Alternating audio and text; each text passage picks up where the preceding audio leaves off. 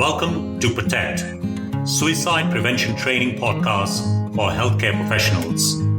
I'm Manan, consultant psychiatrist, founder, and head of faculty at Progress Guide.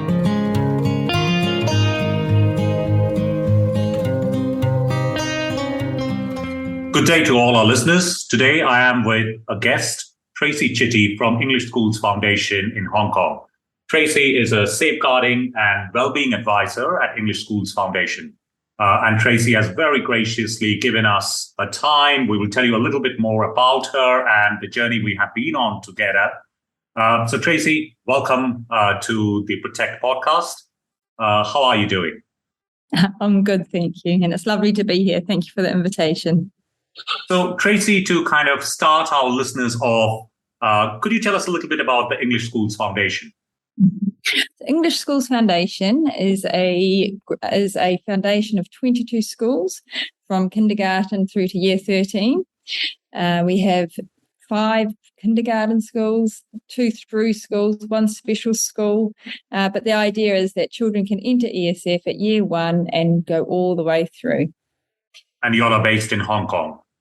Oh, sorry. Yes, we're based in Hong Kong, right across Hong Kong. Right. We have approximately 18,000 students, right. About 4,500 staff when we think about teaching staff and support staff. Right. So the other important thing to realise is it's an international school. So we have about 75 different nationalities attending our ESF schools, and our teaching staff similarly are from about 60 different nationalities around the world. That is such a pool of rich diversity, both in terms of students and teachers. Your role as an advisor for safeguarding and well-being, what does that actually involve? So just before we go into that, previous to this role, I've been a school counsellor in an ESF school for the last 10 years. And then I've come to the centre, and the advisory position is helping advise and lead across all 22 schools in safeguarding, so child protection and safeguarding issues, well-being. We know that unless people aren't well in themselves, they're not going to learn. And that's the child, that's the staff, and it's the families. So helping to support that. And alongside that, as we think about well-being on a continuum, it's not we're either well or we're not, and it's not the kind of historic kind of view of being, if we're unwell, we're just trying to get back to zero, but actually what enables somebody to flourish. And so incorporated in the wellbeing advisory is the counselling, is the social work for people who are having struggles and difficulties in life, right through to what are we doing in the way we teach, the way we learn, the way we greet students, everything that goes with a school to actually enable people to flourish in their lives. Yeah, and I think when we made contact initially in April, I think, of this year, that was one of the things that I really liked about the approach English Schools Foundations have taken in terms of the whole student, and the student doesn't exist on their own. Each student is a microcosm of their family and all the things that are going on in their life, and how do you support someone's learning journey without actually attending to well-being, right? So that was quite fascinating, and there was almost an instantaneous connection in terms of the principles with which you all were working and the principles with which we want to work in mental health in terms of providing person-centered care, and here kind of putting the student at the heart of everything that you all have been doing. So that was really refreshing to see. Myself, I'm a father of a 16-year-old and a 13-year-old, so here in Brisbane, Australia. So, and kind of in order to see them flourish, they have to navigate so many stresses, particularly my 16-year-old as she's coming to, they are individuating and becoming young adults and making sense of the world around them, while at the same time, all the pressures that are there at the end of school. It is quite a difficult time for these teenagers, can make them or also break them, the pressures of modern society and all the pressures that are on there. Yeah. I completely agree. It's really significant. And we think about third culture kids. We also think about the transient nature of Hong Kong. So everyone, if you're expat, if you're born in Hong Kong, friendships, connections are always changing. So our students have to navigate. They might have a really close friend for 1 or 2 years, and then they're just gone. And sometimes I'll be seeing students and they return to school and their friends have gone. They didn't even know they were leaving. Or with COVID and the different things which have been happening has really made this a very difficult time. Yeah. Oh, God, yes. Like when you put COVID into the equation and being isolated and being cut off, that's kind of particularly with child and youth services here in Australia, and as well as my colleagues from the UK.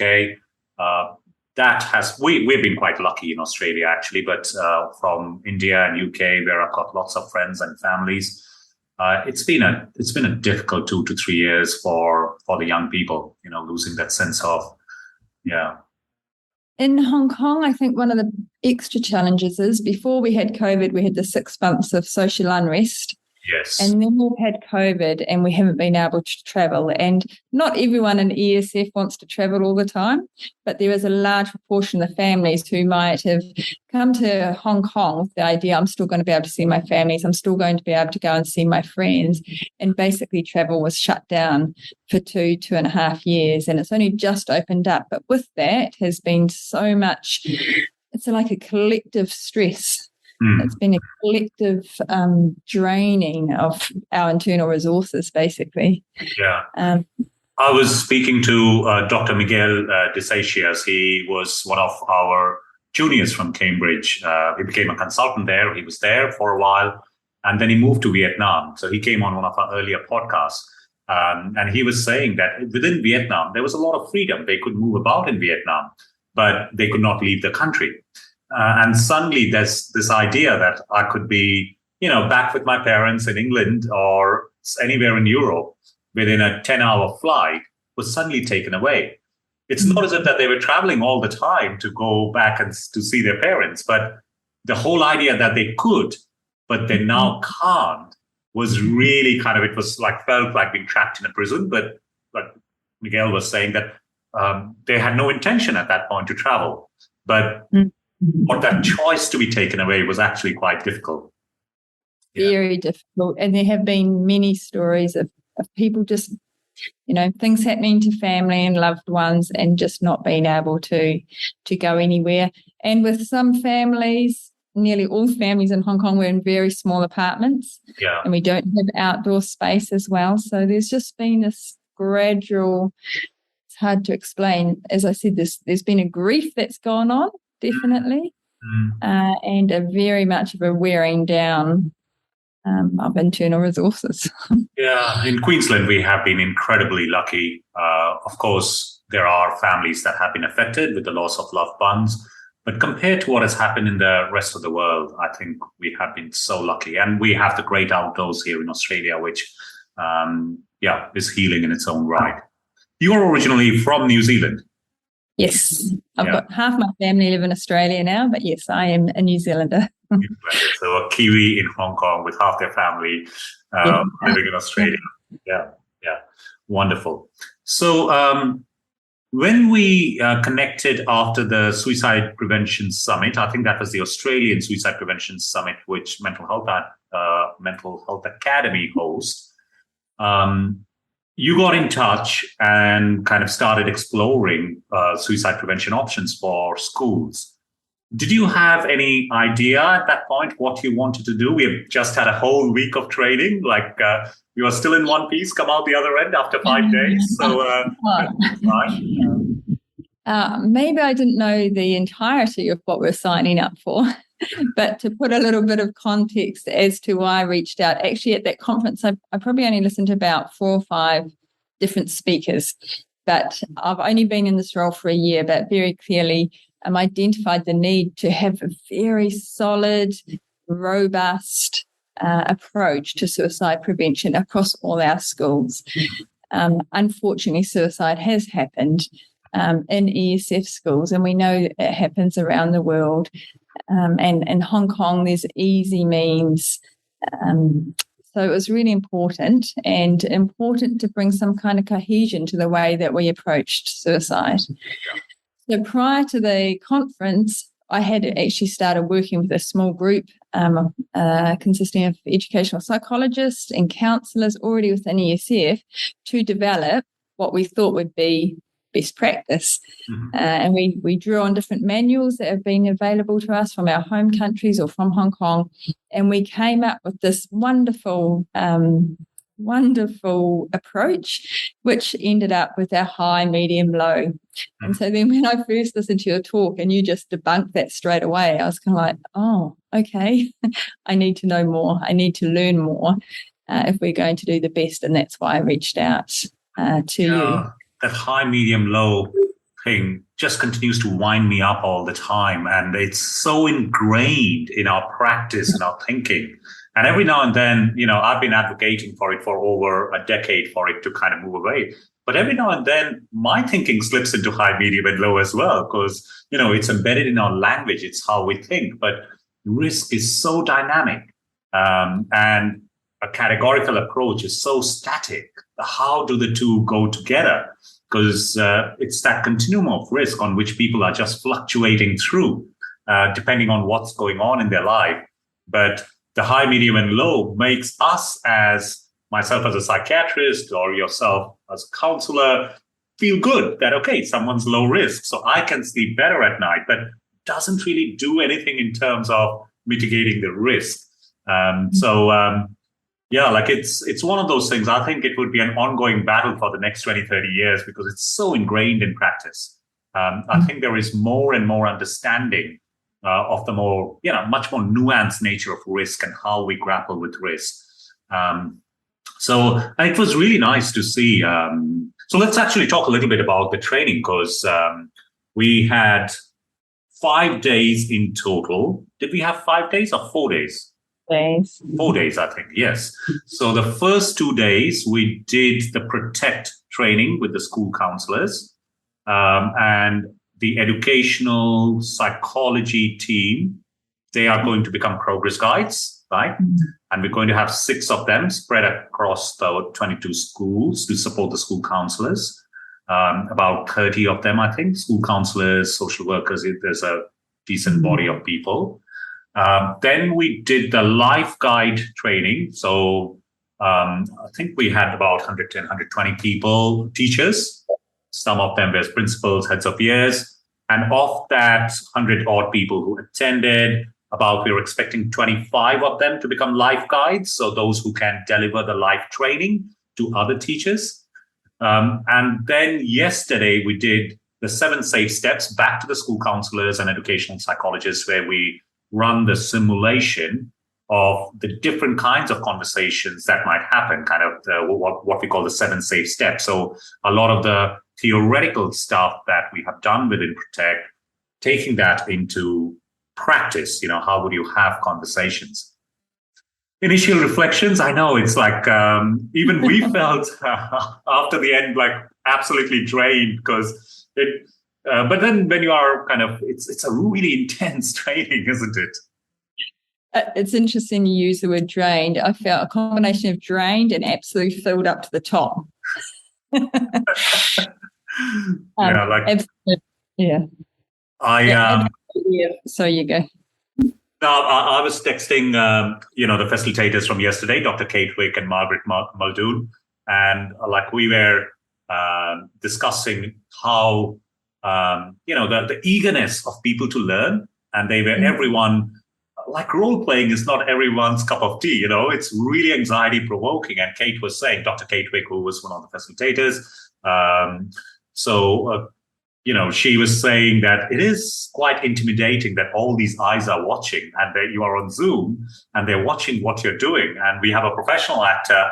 And as the day progressed, the actors were kind of directed to take it up a notch, be a little bit more difficult. And actually, by the end of the day, they're lovely people, Akira T and Charlie, they are very nice. But by the end of the day, they are being pretty difficult. So they're almost being like teenagers as they would, So, and for staff to still engage and go ahead and one of the things that I'm going to embarrass you a little bit now, because Kate said that Tracy was one of the best that I have ever seen. So that was kind of really, like, she said a lot of nice things, and she talked about Matthew as well. And like, he had a very nice style, very calming. But yeah, like, and I had some excellent people in my team as well. Like, one of the school counselors, Moira, you get these oodles of empathy that comes out, and you think, oh my God, if that's this much empathy is coming through Zoom, how much would it be when you are face to face, isn't it? And you kind of, and I learned a lot as well. Every time I deliver a course, I tend to learn, I tend to take away things. We had some excellent counselors, Rachel, and I think Rachel is an educational psychologist in my group, Geordie. They were all also so good and attuned to, yes, of course, in any group, you will have people at different levels, and there is work to do and support, but everyone kind of, they pitched in with what they could do. And that's all that you can ask for on a day like this. Look, as soon as I shared with the group, because we've started to join together as a network and regular meetings, as soon as I shared around this training and our conversations we'd had, the enthusiasm and excitement was so tangible. People just desperate for this training, and that really comes from that desire to do the best by people. Person sitting in front of us. I did, in terms of the anxiety leading up to it, without a doubt, I was nervous, and I was having people message me and go, it was intimidating. Actors and psychiatrists, we're counsellors and social workers, and people watching on. But the feedback I also heard just today was around how once it got going, it did relax. And I think that was your observation too. You saw people relax as we went into it, because it actually was a safe space. It wasn't a judgment space. It was a place to learn and to learn from each other. And so for that, I'm very thankful for you and for your facilitators. Yeah, I think I must say that the first role play felt a bit stilted. People were really in their shell. They didn't know what to say, what is the right thing to say. But then by the second one, I think the first one was that what matters to me, which kind of you think intuitively would be one of the simplest conversations you can get into, like what brings a smile to your face, and things that we talk about on a day-to-day basis. What makes you happy? What brings joy to you? What sparks your joy? What lights your fire? It's that kind of conversation. But because performance anxiety is so high at that time, you kind of feel people are very anxious then. But then once they get into their element, and we were asking people to turn their cameras off, those who were not participating, so it didn't look like prying eyes. And people just got into their stride, and there was so much good practice. And I think that's one of the best things, where you're learning from your peers. You're learning from someone else who is in a role like you, and you kind of go, oh, that was really good. Oh, that really worked well. Because I picked up quite a few nice pointers, and I was thinking, I may be a psychiatrist, but that's something I can do. I can take away from some of those challenging conversations, and how nicely that was navigated. So I saw quite a bit of that yesterday, and both Margaret and Margaret was very impressed by the group, and she was talking about Rosie and how knowledgeable she is, and we saw some really great practice, things that we learned from as well. And we are very fortunate at ESF to have such great people who we're still all collectively wanting just to keep learning and growing. And a partnership going forward is really, really important for us. I remember being in one of the conversations yesterday and thinking, I feel like I could just do this all day, just this one conversation, just keep doing it and reflecting on it, because it is through actually applying it it's both the head knowledge coming down to the heart and then coming out. And the more that we saw that towards the end of the day, people started talking, although, say, for example, we were talking about family, friends, and follow up, the circles of trust exercise. Who shall I bring into the circle of trust exercise? And people started bringing in the values that they had talked about in the first session. So started talking about openness and honesty as values that are important. And we play that. We had a case study for our listeners called Sam, who was a 16-year-old who's a straight-A student, but in all sorts of difficulties at the moment with parents separating and issues that have come up in terms of she sends some compromising pictures of herself after a couple of dates, and there was a risk of those pictures coming out on social media. So something quite real life that we were working through. And people started getting into that conversation about values around openness and honesty. And kind of Sam was talking about the actors, as pretending to be Sam, was saying, okay, my mother hasn't been very open to me and hasn't been very honest to me because she's checking out schools in England and I'm here in Hong Kong and I don't want to miss out on my friends. And the counsellors were able to pick up that as a value, which is important to you, and talk to them about, okay, now these values work both ways. So around openness and honesty, how can we bring them into the circle of trust? Because if this is an important value for you, surely it applies both ways. So around openness and honesty, because you're hiding your self-harming from your mother. And so there was great tact and skill in the way in which people were using these things, which was wonderful to see. And I think the first 2 days are very knowledge heavy. Oh God, yes. So in the end, we're kind of thinking, oh my goodness, I don't actually know what's going to happen with all this. I've got all my books still here in front of me, and you think, how am I going to get this in? And I remember 5 days compressed into 2. So it is like as if it's kind of trains hit you with all this stuff.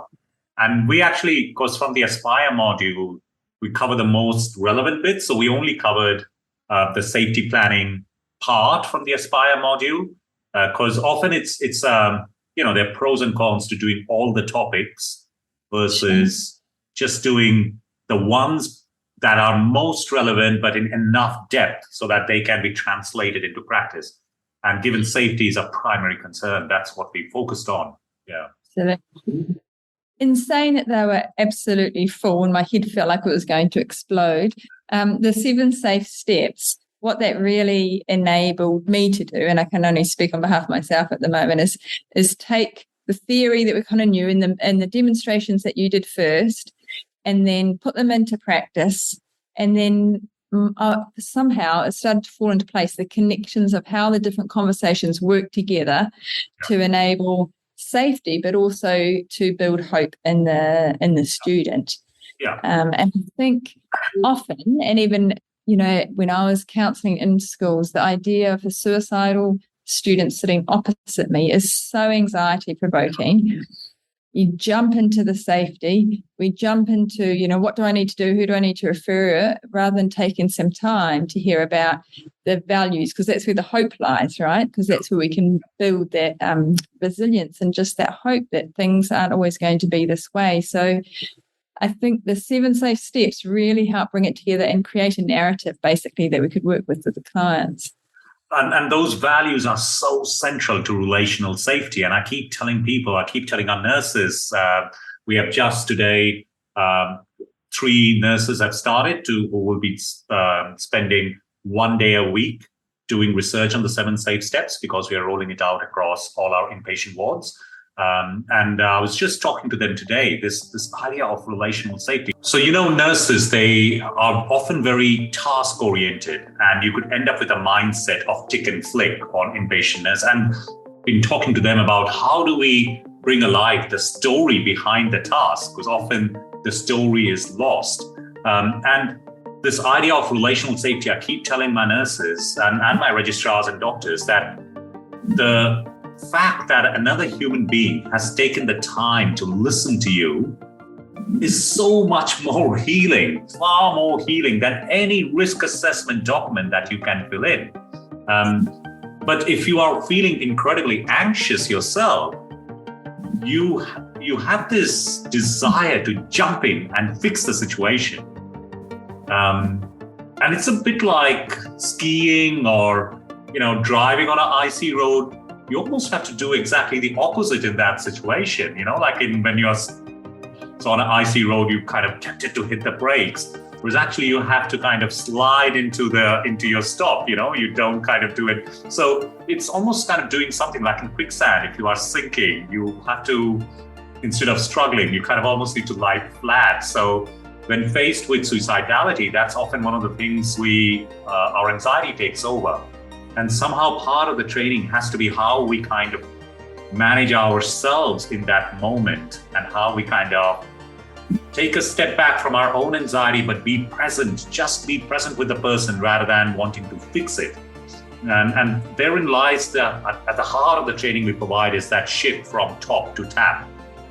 If you are on top, you will have the desire to fix it because you are the responsible adult. But actually the reality is that we can't fix it. Rarely can we say anything, as Brené Brown says in that 2-minute video of hers, rarely can we say something that can fix something that the person's going, but you can connect with the person, and in that connection is the healing.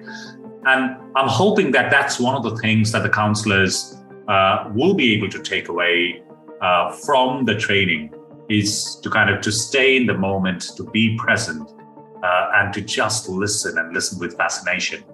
100% agree. The ability to actually really be with someone, to see them, just to be with them, to see them, to be with them. I keep saying the same words, I realise, but that is healing in and of itself. And you touched on anxiety. I think anxiety is huge, and then we put a young person into the mix, and then in a school context, there's anxiety coming from lots of different reasons and from lots of different places, and for good reasons. Suicide is a scary topic, and we always want the person to be safe, but the ability just to stop and take a breath and take the time, I think that will be an ongoing piece of learning for all of us. Like, we do a lot of work with the universities, but when it comes to schools, because single schools on their own only have 1 or 2 counsellors, I think ESF is in quite a fortunate situation because you are a conglomeration. You can have all these counsellors to train together. So that's actually quite good, because you all can afford a training which is quite expensive, which is universities can afford that because a university may have 25, 30 colleges under them, and you have university counsellors in each one of them. So it's quite nice that they have been able to do this, because as a counsellor, when you encounter that suicidality, and you kind of think, particularly as a father of young children, 13-year-old and 16-year-old, if something does happen, how does a family ever recover from something like that? How does the school recover from something like that? Because it affects not just the family, the friends. There are vulnerable children, other vulnerable children at school who are going through their own troubles as well. The faculty, the teaching staff, because, I know every death by suicide is tragic, but there's something about a young person's death, which really does kind of, it's like a dagger into your heart. Absolutely. It's everyone's worst fear when it comes, and particularly counselling, social work in the school, probably any therapist's worst fear. But in a school, I think it's got to do with the hope that we see in children and young people. But any death by suicide is a trauma to the whole community. And so the hope too, with our partnering with yourself and Protect, really is that we are going to provide much safer school communities, strong relationships that are for our students, that are for our staff, and for our families, that there will be actually a culture of increased safety and the ability to be able to relate and attend to one another. And so some of those things started to kind of come through in the questions and the conversations we were having. So I just remember that as part of the post-training debrief yesterday, when we were texting, Kate said, can't remember that I said, Kate said, like, we don't tend to count non-events. We count events when things go wrong. So we never get to realize the impact that people like school counsellors or kind of those who are working in mental health actually have on a day-to-day basis, because without their presence in a person's life who is in distress, we don't know which way it's going to go, right? And I think so. One of Kate's last comment was, "Yes, I am incredibly tired, but you know what? Even if one life is saved in this process, it's all worth it. It's all 100%, absolutely." And I think that's always, we don't know what the non-events are. But I'd say that for our teaching staff as well, and that's why it's so important for us to be doing life. We often have teachers reflect back when we're talking about teaching practice, who was that teacher that stood out for you? Who was that teacher that saw you and cared for you no matter what was going on, that they're always pleased to see you? And nearly everyone can think of that one teacher who cared enough, who took the time. So that's where it's also important for our teachers and our counsellors in this way. Actually, that reminds me, given we are talking about teachers, I'll kind of at the right at the beginning of the Protect book, where I kind of acknowledge people. There's family, where I talk about I am because we are. My parents nurture, my siblings love, mum, my wife, for her patience and benevolence, Mahi and Meg, my children, my pride and joy. So I talk a little bit about them. But then I've got a section about teachers, in which I acknowledge my biology teacher. I'd like to thank Mrs. Seema Paul, my biology teacher from Standard 7 to 12, for my first steps in a career in medicine. I would like to thank Professor Tim Crow for being my mentor and teaching me to think beyond the ordinary, who was essentially kind of, gave me the rungs in psychiatry in a way. So two of my teachers. And people remember their teachers all the way through. Mrs. Seema Paul was, I think she's still the principal of St. Patrick's Higher Secondary School, where I studied. And I genuinely believe that I wouldn't be today what I am if I wouldn't have had her. Our teachers make us. They build the future. They're building our children's futures. And that piece of training that we did with teachers, I know it was kind of quite compressed in kind of a 5-hour window. We tried to, again, go down a lot of stuff through them.